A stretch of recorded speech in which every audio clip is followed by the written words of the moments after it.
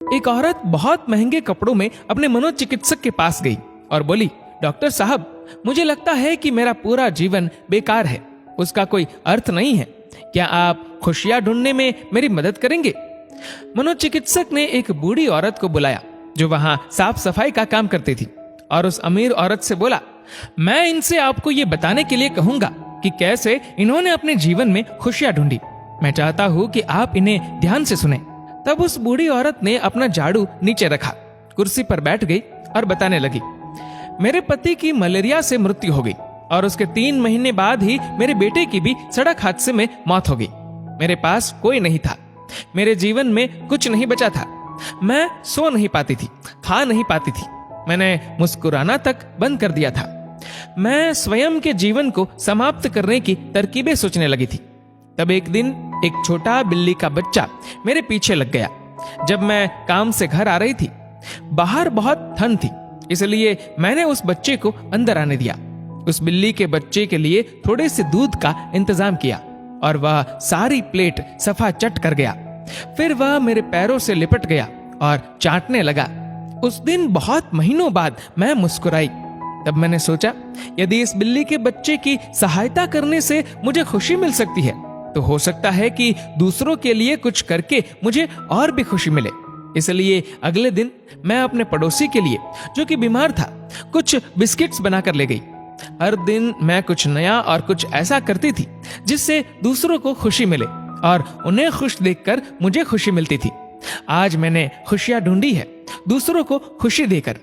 ये सुनकर वह अमीर औरत रोने लगी। उसके पास वह सब था जो वह पैसे से खरीद सकती थी, लेकिन उसने वह चीज खो दी थी जो पैसे से नहीं खरीदी जा सकती।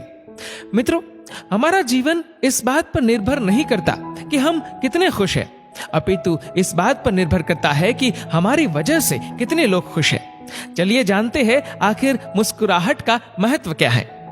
अगर आप एक अध्यापक हैं और जब आप मुस्कुराते हुए कक्षा में प्रवेश करेंगे तो देखिएगा सब बच्चों के चेहरों पर मुस्कान छा जाएगी। अगर आप डॉक्टर हैं और मुस्कुराते हुए मरीज का इलाज करेंगे तो मरीज का आत्मविश्वास 2 गुना हो जाएगा। अगर आप एक गृहिणी है तो मुस्कुराते हुए घर का हर काम कीजिए, फिर देखना पूरे परिवार में खुशियों का माहौल बन जाएगा।